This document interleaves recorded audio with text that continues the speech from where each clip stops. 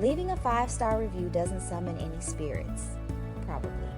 But it does help Vivid Nightmares reach more true crime lovers who like their cases with a side of creepy. Apple Podcasts, Spotify, wherever you listen. Click the stars and help me keep the nightmares coming. Imagine sitting in a velvet seat, the lights dim. The hush of a crowd fills the air, the curtain rises, the show begins. But what if the performance never ended? What if the actors, the musicians, the audience themselves refused to leave?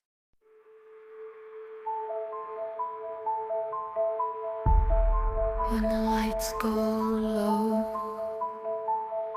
and the shadows creep,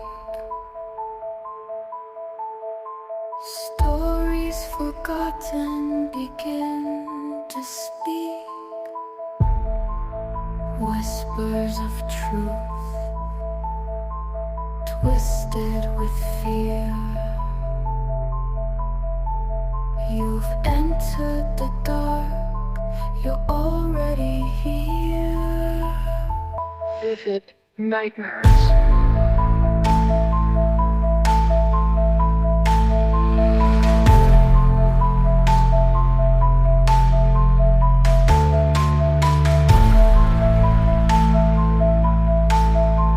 Welcome to Vivid Nightmares. I'm your host, Bridgett Denise. And for the spooky season, I've got a treat and maybe a trick or two.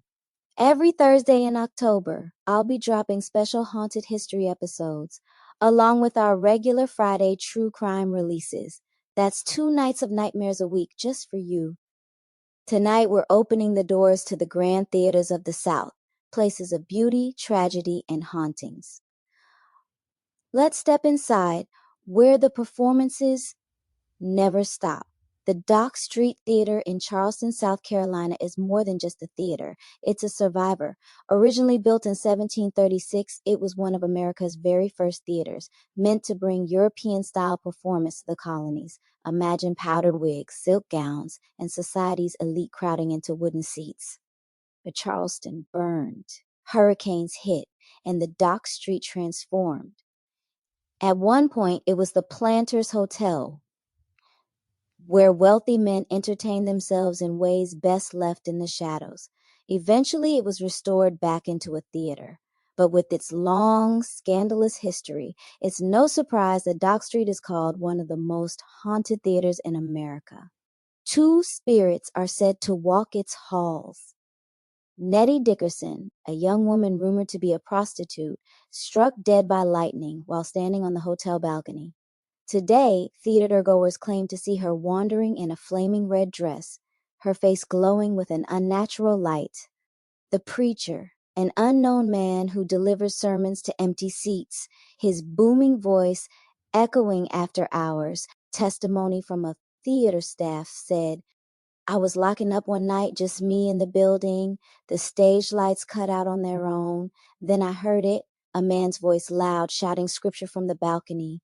I went up, no one, just empty seats." Testimony from a visitor said, "We were on a ghost tour.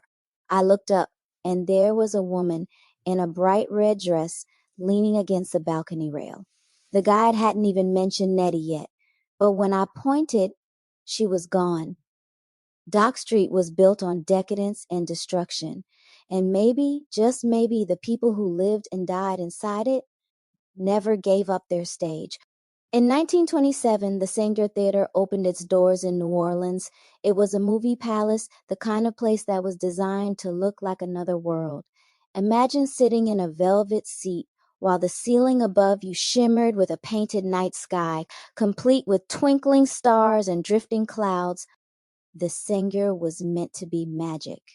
And magic, it seems, lingers. Because even today, the Saenger has a reputation for more than just music and performance. It's said to be home to ghosts, from phantom piano music and orchestra pit when no one is playing. Apparitions of patrons dressed in old-fashioned clothing who take their seats after the show's end. Testimony from a cleaner said, "I was vacuuming the aisles after a concert. Clear as day, I heard piano keys, slow and steady. I walked over. The pit was empty. I turned back, and in the balcony, 2 people were sitting there, just shadows. When I blinked, the seats were empty. A technician said, during rehearsal, the lights kept flickering. We thought it was the wiring, but then we heard applause from the balcony. Nobody was up there. The singer has survived floods, hurricanes, and the weight of time, but some of its audience never left their seats. Maybe for them, the performance will always go on. Finally, let's travel to Chattanooga, Tennessee, home of the Tivoli Theatre, opened in 1921. Locals call it the Jewel of the South. This was the age of vaudeville and silent films, when theaters weren't just entertainment, they were the center of community life. But where there's joy, there's often sorrow. Echoes of children's laughter in the lobby and aisles. An usher who died decades ago, still guiding guests to their seats with a flashlight. Testimony from a tour guide said, "We were given a history tour, and a little boy pointed down the aisle and said, 'Can we go see the man with the flashlight?' There was no man. We all looked, nothing but empty rows. The usher had already vanished. Testimony from a performer said, 'On stage, you get used to nerves.' But during rehearsal, I kept seeing someone moving in the wings, a tall man in uniform. The director stopped, thinking someone had broken in. We searched. Nobody there. The Tivoli still hosts concerts, plays, and shows, but some say it also hosts the spirits of children and ushers who loved it too much to leave. And maybe that's the truth about theaters. They are built on emotion, laughter, heartbreak, tragedy, applause. All that energy doesn't just vanish. It imprints itself into the velvet seats and the marble floors. So when the curtain falls, the echoes remain. The Dock Street Theater in Charleston, Scandal and Lightning, the Saenger in New Orleans, music and shadow audiences, the Tivoli in Chattanooga, children's laughter, and an usher who never clocks out. Theaters are liminal spaces, suspended between reality and performance. They are made to hold dreams, tragedies, and raw emotion. And sometimes those emotions turn into something else, something eternal. So the next time you take your seat in a theater, ask yourself, who else is sitting beside you? That's our curtain call for tonight's Haunted Theaters. And don't forget, through October, I'll be dropping haunted history specials every Thursday with our regular true crime episodes every Friday. 2 nights, 1 restless sleep. Follow Vivid Nightmares on Instagram, TikTok, and YouTube for bonus spooky content.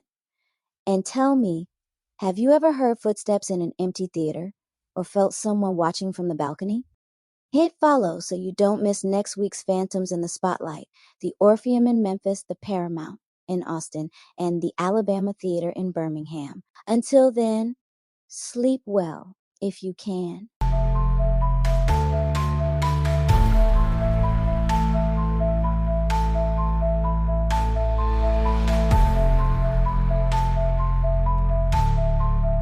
Vivid nightmares.